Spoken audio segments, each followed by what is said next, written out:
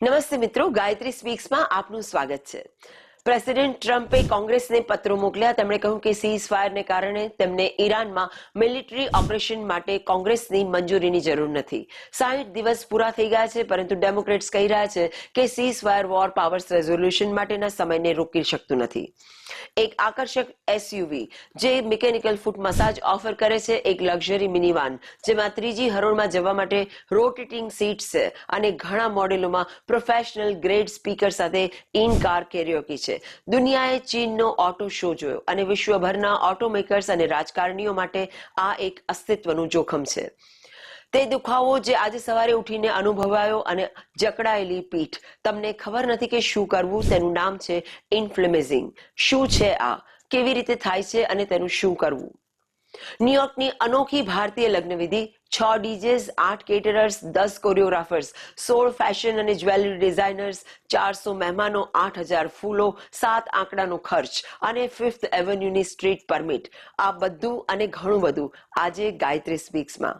હું છું ગાયત્રી. શરૂ કરીએ. પ્રેસિડેન્ટ ડોનાલ્ડ ટ્રમ્પે શુક્રવારે કોંગ્રેસને પત્રો મોકલ્યા. એક પત્ર હાઉસમાં અને એક પત્ર સેનેટમાં. તેમણે કહ્યું કે સીઝ ફાયરને કારણે તેમને ઈરાનમાં સૈન્ય કામગીરી માટે કોંગ્રેસની મંજૂરીની જરૂર નથી. આ એવા સમયે આવ્યું છે જ્યારે સંઘર્ષ આ અઠવાડિયે 60 દિવસની મર્યાદાએ પહોંચ્યો છે. ટ્રમ્પે પત્રોમાં લખ્યું કે 7મી એપ્રિલ 2026ના રોજ મેં 2 અઠવાડિયાના યુદ્ધ વિરામનો આદેશ આપ્યો હતો. ત્યારથી યુદ્ધ વિરામ લંબાવવામાં આવ્યો છે. 7th એપ્રિલ 2026 થી યુએસ ફોર્સીસ અને ઈરાન વચ્ચે ગોળીબારીનું કોઈ આદાન પ્રદાન નથી થયું. 28મી ફેબ્રુઆરી 2026ના રોજ શરૂ થયેલી આ યુદ્ધનો અંત આવ્યો છે. આ ટ્રમ્પની કાનૂની દલીલ છે. વોર પાવર્સ રેઝોલ્યુશન હેઠળ જો દુશ્મનાવટ 60 દિવસથી વધુ ચાલુ રહે તો પ્રેસિડેન્ટે કોંગ્રેસની મંજૂરી લેવી પડે છે. ટ્રમ્પ કહી રહ્યા છે કે દુશ્મનાવટ ખતમ થઈ ગઈ છે, તેથી તેમને હવે કોઈ મંજૂરીની જરૂર નથી. ટ્રમ્પે પત્રમાં પણ એવું લખ્યું છે કે ઈરાની શાસન વિરુદ્ધ યુનાઇટેડ સ્ટેટ્સની કામગીરીની સફળતા અને કાયમી શાંતિ સુરક્ષિત કરવાના સતત પ્રયાસો છતાં ઈરાન દ્વારા યુનાઇટેડ સ્ટેટ્સ અને અમારા સશસ્ત્ર દળો માટે ઊભું થયેલું જોખમ નોંધપાત્ર છે. તેમણે વચન આપ્યું હતું કે તેઓ કોંગ્રેસના નેતાઓને ઈરાનમાં વધુ વિકાસ વિશે અપડેટ રાખશે.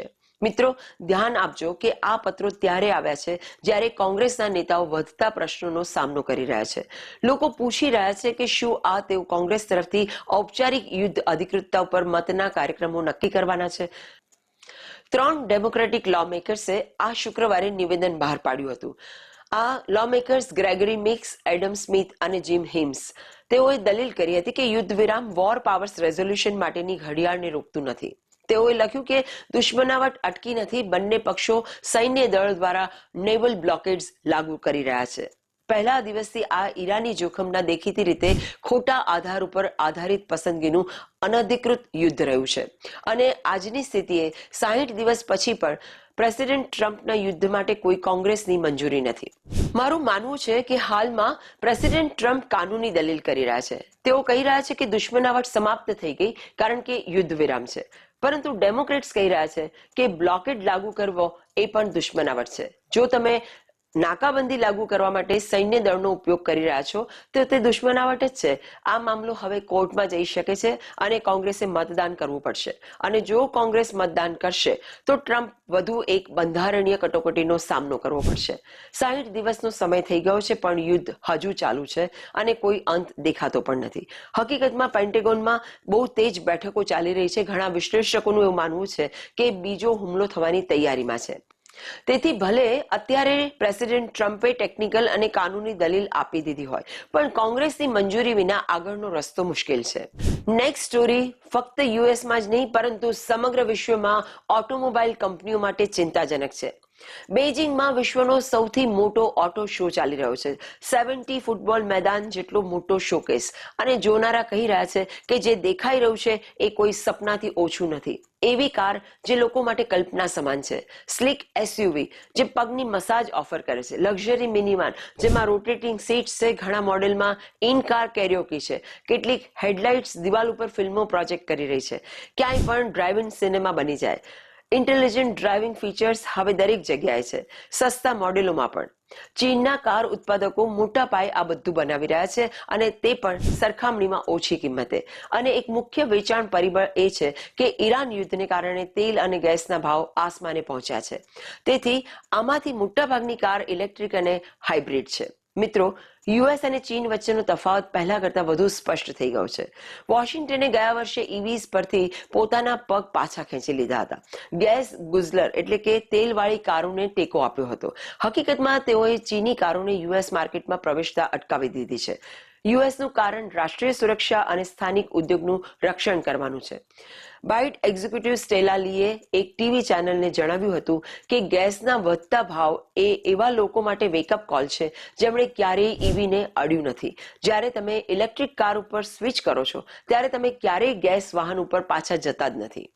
ચીન પાસે વિશ્વનું સૌથી મોટું ઈવી માર્કેટ છે. ચીનમાં વેચાતી અડધાથી વધુ નવી કાર કાં તો ઇલેક્ટ્રિક છે અથવા હાઇબ્રિડ છે. ત્યાંનો ટ્રાફિક હવે વધુ ને વધુ શાંત થઈ રહ્યો છે. ચીનની ઈવી નિકાસ પ્રથમ ત્રિમાસિક ગાળામાં વાર્ષિક ધોરણે 78% વધી છે. અને 70 અમેરિકન લો મેકર્સ હવે ટ્રમ્પને ખુલ્લો પત્ર લખ્યો છે. તેમણે ચેતવણી આપી કે ચીની ઓટોમોબાઇલ્સ માટે અવરોધો ઘટાડવાના પરિણામો અમેરિકન કામદારો અને રાષ્ટ્રીય સુરક્ષા માટે ગંભીર હશે. મારો અભિપ્રાય બહુ જ સિમ્પલ છે મિત્રો. ચીન ઈવી રેસ જીતી રહ્યું છે. આપણને ગમે કે ના ગમે, અમેરિકનો હજી પણ ગેસ ગુઝલર્સમાં ફસાયેલા છે. ઈરાન યુદ્ધે તેલના ભાવ આસમાને પહોંચાડ્યા છે. તેથી ચીની ઈવીઝ વધુ આકર્ષક બની છે. હવે અમેરિકા પાસે બે વિકલ્પ છે. કાં તો પોતાનો ઈવી ઉદ્યોગ બનાવે અથવા ચીની ઈવીઝ ઉપર પ્રતિબંધ મૂકે. પહેલા વિકલ્પમાં તો સમય લાગશે, પણ બીજો વિકલ્પ ટૂંકા ગાળા માટે કામ કરશે. પણ લાંબા ગાળે દુનિયા ઇલેક્ટ્રિક ભવિષ્ય જ પસંદ કરશે. આપણે જાગવાની જરૂર છે, નહીતર ચીની કારો ઘણી આગળ નીકળી જશે. ચાલો હવે એક પીડાદાયક વાર્તા ઉપર આવીએ. એ દુખાવો જે આજે સવારે તમને અનુભવાયો. ડોક્ટરો કહે છે કે ઉંમરની સાથે તમારું શરીર બળતરા એટલે કે ઇન્ફ્લેમેશન એનું ધીમું અને શાંત સ્વરૂપ વિકસાવે છે, જેને ઇન્ફ્લેમેઝિંગ કહેવાય છે. ઇન્ફ્લેમેશન એ ઈજા અને ચેપ સાથે શરીરનો પ્રતિભાવ છે. જ્યારે તમને ઈજા થાય ત્યારે ઇમ્યુન સિસ્ટમ રક્ષણ માટે વ્હાઇટ બ્લડ સેલ્સ છોડે છે. આ સારી વાત છે. સમસ્યા ત્યારે શરૂ થાય છે જ્યારે આ પ્રતિભાવ ખતરો ટળી ગયા પછી પણ બંધ થતો નથી. તે ક્રોનિક ઇન્ફ્લેમેશન છે. ડોક્ટરોના મતે બેઠાડું જીવન, પ્રદૂષણ, સ્ટ્રેસ, અપૂરતી ઊંઘ અને ખરાબ ખોરાક આના મુખ્ય કારણો છે. ઇન્ફ્લેમેઝિંગ એ ઉંમર વધવાની સાથે થતી એક સ્થિતિ છે.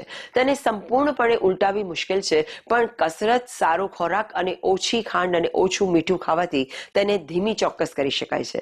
અને હવે એક સેલિબ્રેશનના સમાચાર. પંક્તિ દોશી અને અવિશ જૈનના લગ્ને એ કંઈક અનોખું જ કરી બતાવ્યું. તેમના લગ્ન 5 દિવસના ભવ્ય ઉત્સવ જેવા હતા. 5 સ્થળો, 6 ડીજેસ, 8 કેટરર્સ, 10 કોરિયોગ્રાફર્સ અને 400 મહેમાનો, 7 આંકડાનો ખર્ચ અને 5th એવન્યુની સ્ટ્રીટ પરમિટ. પંક્તિ એક જેનેટિક કાઉન્સિલર છે અને મ્યુઝિક ફેસ્ટિવલની કો ફાઉન્ડર છે, જ્યારે અવિશ એક બોલિવૂડ સિંગર અને ડાન્સર છે. આ લગ્ન માટે 5th એવન્યુ જેવો વ્યસ્ત રોડ બંધ કરવો એ કોઈ નાની વાત નથી. આ લગ્ન માત્ર લગ્ન ન હતા, પણ મેનહટન માટે એક લવ લેટર સમાન હતા. તેણે સાઉથ એશિયન સંસ્કૃતિને ન્યુયોર્કના સેન્ટર સ્ટેજ ઉપર લાવી દીધી. આ નવું અમેરિકા છે અને આ ભારતીય ડાયસ્પોરાનો પ્રભાવ છે. જો તમને આ વિશ્લેષણ ગમ્યું હોય તો તેને શેર કરજો, ચેનલને સબસ્ક્રાઇબ કરજો. હું છું ગાયત્રી અને તમે જોઈ રહ્યા છો ગાયત્રી સ્પીક્સ. મળીએ આવતા એપિસોડમાં.